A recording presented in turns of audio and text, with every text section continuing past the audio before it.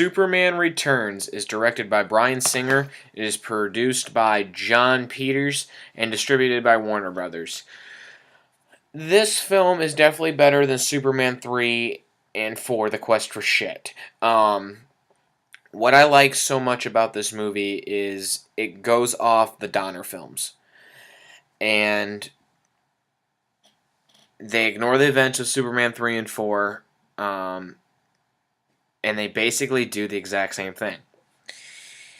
It got old. Marlon Brando came back. Marlon was dead. He died in 04, the same year Christopher Reeve died. And they used his footage. They paid so much money from the Brando estate to get the footage and use it. And they used it good. I have no problem with Marlon Brando being back in this film. Kevin Spacey is now Lex Luthor. Great job with what he is given. The script in this movie is complete crap. You have Superman coming back after 5 years of trying to find Krypton, and they had this good deleted scene where you had Superman in Krypton in a ship, and he's searching and everything, and they left that out, which I thought that was kind of stupid. Brandon Routh is Superman. He's good. He's better than Henry Cavill, and I think he's better than Dean Cain in the Superman TV series. I think he's better than anybody else except for Christopher Reeve. Brandon Routh is good is what he is given. I mean, there's not a lot of action in the film because of the script.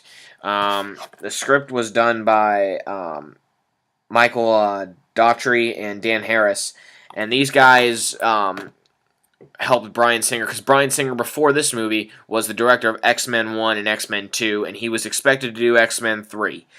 And then he left that in order to get his dream Donner Superman project off the ground. And Bryan, I have no beef with Bryan Singer about this movie. This movie is a decent movie. The thing that did not work with this was the terrible casting choices and then the love relationship, and also there wasn't a lot of action. First of all, Kate Bosworth as Lois Lane. Funny thing is, there's a wig on her head. She's too young for the part. I didn't like her in this film at all. I didn't like that in the story Superman has a kid. If you have not seen the movie, I'm sorry if I just spoiled it for you, but Superman has a kid. It was a gutsy move, but I would not do that in a Warner Brothers picture where you're still going off the Christopher Reeve era. And also, Parker Posey is like Miss Tessmacher, and then all of Lex Luthor's henchmen have no lines in this film, really. They're basically there for comedic help. You have Kal Penn, who has been in Superbad and all these comedy films, and he could have been the Otis of the film like Ned Beatty was in Superman 1 and Superman 2, but he wasn't. And he had no lines in the film, which kind of ticked me off. But also, Parker Posey. She's a very nice actor. She's very beautiful. She should have been Lois Lane. She should have been Lois Lane, or somebody else, or Kate Beckinsworth should have been Lois Lane, who is up for the casting call, not Kate Bosworth. The only reason why Kate Bosworth actually got this role was because Kevin Spacey, who played Lex Luthor, told Bryan Singer, "Hey, I've been in a movie with her. I know how she is. I think she'd be wonderful for the part."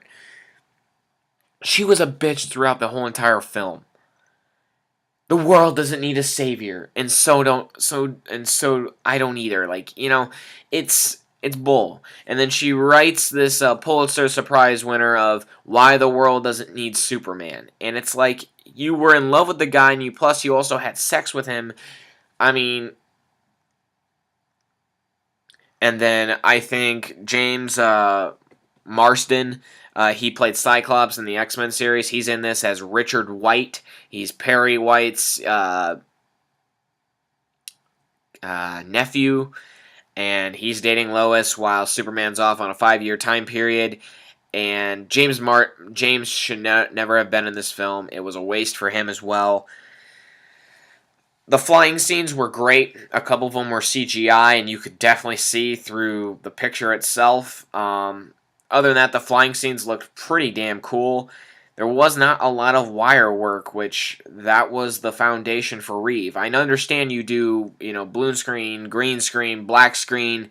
That's what Reeve did. And the front projection that they didn't do, or they didn't do any wires. They did 2 scenes worth of wire work, and the wire work wasn't even actually really that there. I mean, Brandon Routh was basically on stilts the whole time, flying, and it wasn't like he was uncomfortable flying. He looked pretty cool flying.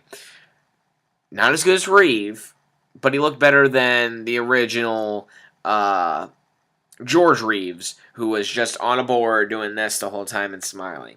You can't do that. You just can't. But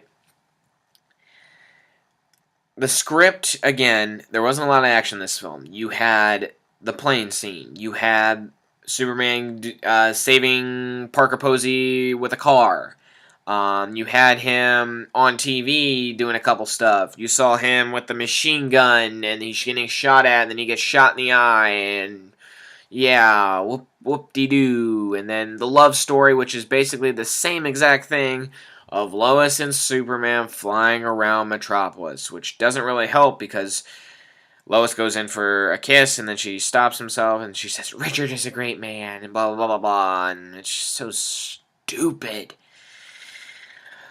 And then the same exact plot from Superman 1. Lex wants land, and it's like, really? Really? You could have had Lex Luthor meet Brainiac, or you kind of could have had Zod come back. You could have done something that Mario Puzo kind of wrote, or Tom Mankiewicz kind of wrote, but these writers couldn't think of anything new, so they had to go with the land process. So instead of the missiles, they go with crystals from the Fortress of Solitude. Lex goes into the Fortress of Solitude, steals all the crystals, and Superman's like, she stole my crystals. And then, after he saves Lois and Richard off the big, oh, by the way, speaking of that, with the whole boat thing, Lex Luthor, while Superman's away for 5 years, marries this old woman, and this old woman in the beginning of the movie dies, and he gets all the money, speaking of like the helicopter, the boat, and he's all rich now, because he married this old woman. And yeah, it's interesting how these writers actually were, and thank God, like the second movie of this never got off the ground and they rebooted. It was a good concept. I liked when I was probably what was I in '06? 9 or 10. I was in theaters, and this is when my mom didn't like me watching PG-13 movies because I'm not 13, blah, blah, blah, blah. It was a stupid rule, but also I see it now. Because I can understand movies at the age I'm at. So I'm in the theaters. I'm actually watching Cars, which came out this exact same year, and I'm hearing this music. I'm like, this is familiar. This is like John Williams. And then I hear Marlon Brando's voice say, even though that you've been raised by a human being, you are not one of them. And my eyes go, Dad, that's Superman! Oh my God! And you see this whole teaser trailer. The teaser trailer looked great. I'm like, holy crap. And then you see, I sent them you, my only son, and you see Superman right off screen just goes and flies. And I'm just like, yeah! Let's go! I'm pumped! And then when I finally saw this movie, it was an okay movie. Critics kind of praised it because, yes, it's off the Reeve series, and that's the only thing critics have praised Superman-wise in the past couple decades. I mean, you had nothing more from Superman. You had Christopher Reeve from 78 to 87. You had the stupid Supergirl movie and the stupid TV series of Superboy. Nobody remembered that shit. And then you had Lois and Clark, The New Adventures of Superman with Dean Cain, which he which he is the best TV Superman by far, beating Smallville's Tom Welling out. Because Tom Welling never really became Superman. He was more Clark Kent for 10 seasons and 10 years. um, but also, in 2001, yeah, you had Smallville, but nobody... That wasn't Superman, though. That was Clark Kent. Nobody saw Superman on the big screen since '87 when they had Superman 4: The Quest for Shit. So they were waiting a long time, and Warner Brothers said, we want to reboot it, but at the same time, we love the Donner series. We love what Bryan Singer's trying to give to us. And Bryan Singer actually went to Richard Donner, which, again, I will say, if you have not gotten Richard Donner's book, please get it. Richard Donner is a masterpiece. He is one of my favorite directors of all time. And he pitched this thing to Donner. Donner said it was cool. He didn't... He said it was cool. He didn't say it was excellent and you should go for it. He's a big fan of Richard Donner. I give Bryan Singer that.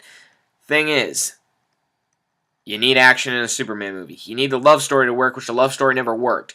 And also, you can't have a scene in the movie which kind of let everybody down at the end of the movie, was when Superman enters that land thing that Luthor made with the crystals. He lands there, Spacey says, see, this is like actually the best scene, I think, talking-wise between the two, was, see anything familiar?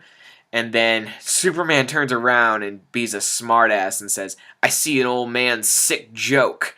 I'm like, that's something that Reeve would say, but also, that's kind of stepping over the line there, Superman. And then Spacey's like, really? Because I see a place over there for Kitty, and a place for my friends, and a place for me. And you know what? You're right. It does feel a little alien. It needs that human touch.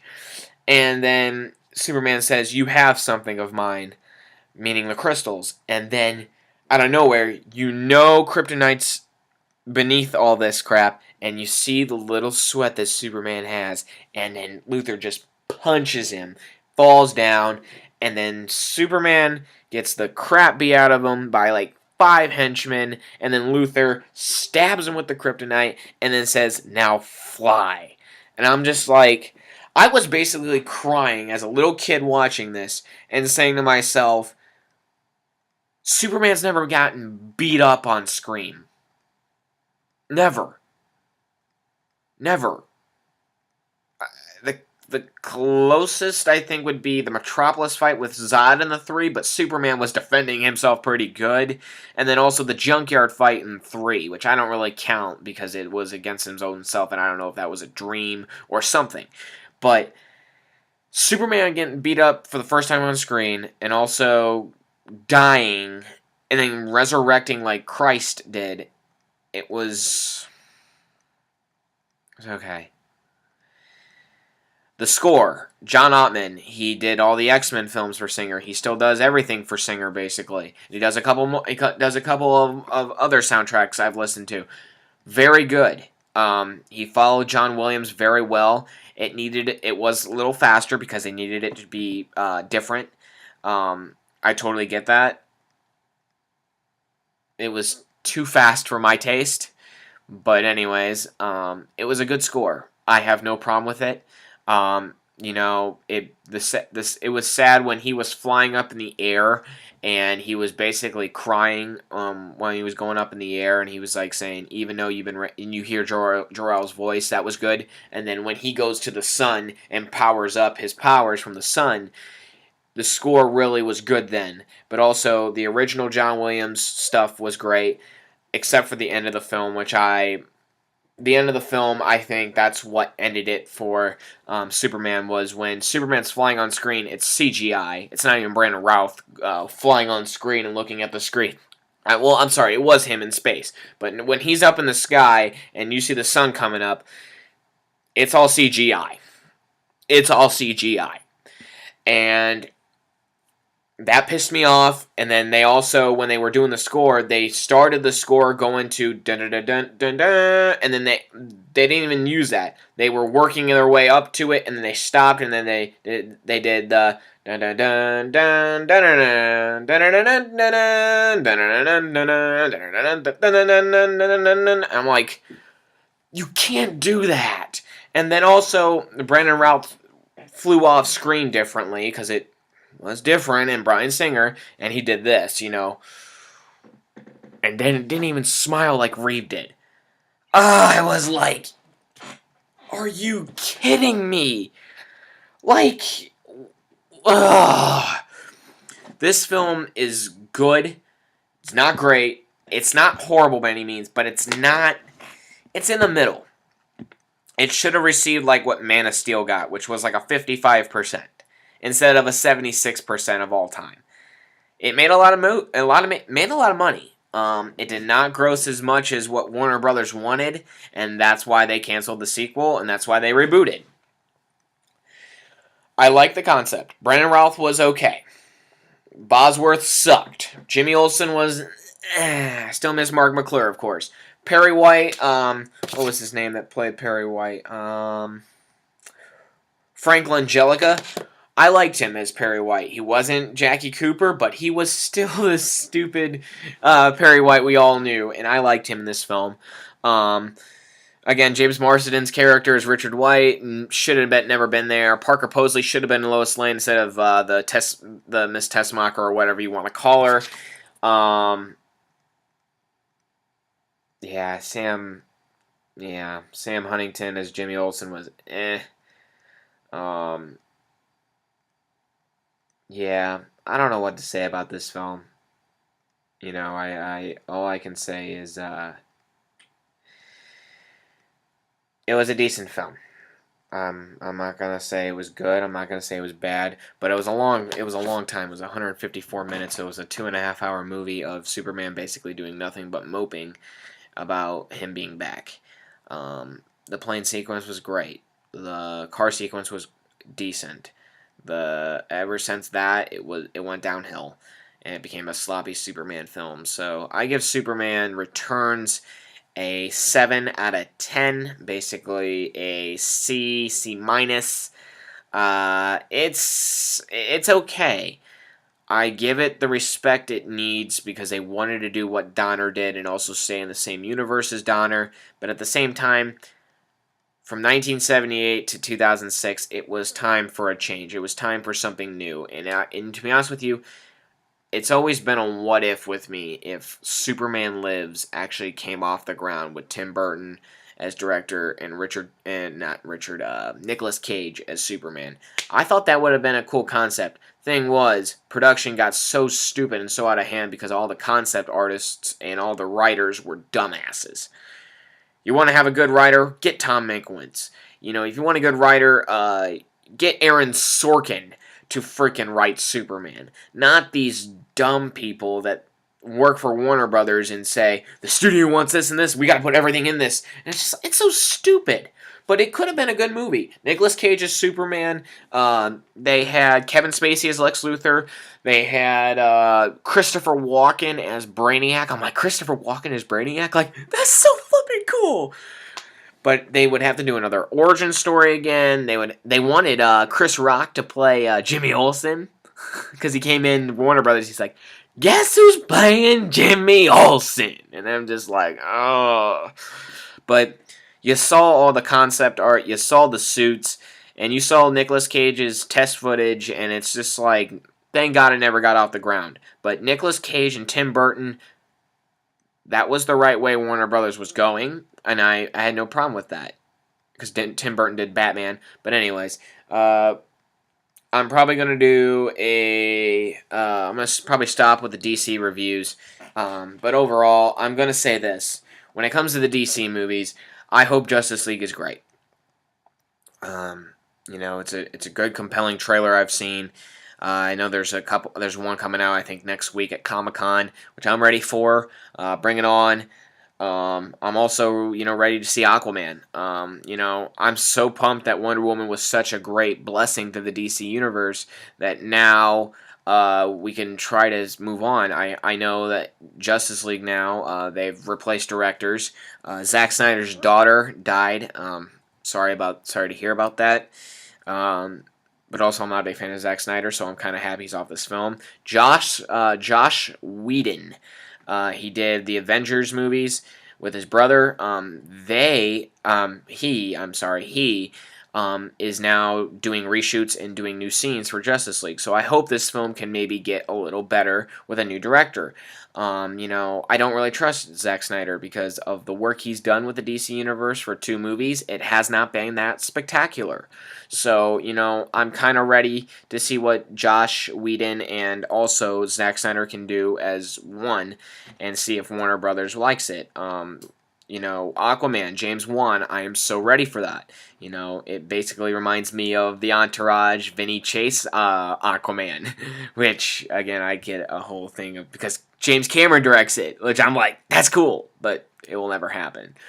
But, and then with Marvel, I saw Spider-Man Homecoming. I love it. It was really good. Love story needs work, but I'll let you see that for yourself. It just came out, so I'm not going to spoil it for you. Spider-Man Homecoming, really good movie, though. I advise seeing that. Cars 3. They should have just stopped with Cars 1. It was a good, compelling story. It reminded me of Rocky 3. Him on the beaches, running on the beach, driving on the beaches, working himself up to be the best again. And then the ending just screws you over. And I will tell the ending because it's been out for a while. Lightning McQueen doesn't even race at the end of the movie. It's his trainer that runs for him at the end of the movie. That's a big letdown. We were wanting McQueen to go against Storm again and drive against him. Stops after a few laps and says, "Oh, you're going to take over for me and win the race." Ugh. But anyways, that is my review for Superman Returns. Please keep subscribing. I'd love to hear any of your guys' feedback. I'm probably going to do a couple of Oscar-winning movies and also probably do another trilogy, probably either Star Wars, Bourne, Karate Kid, Rocky. I don't know yet. So thank you for watching, and please keep liking my videos and keep viewing them. That's all that matters. See ya.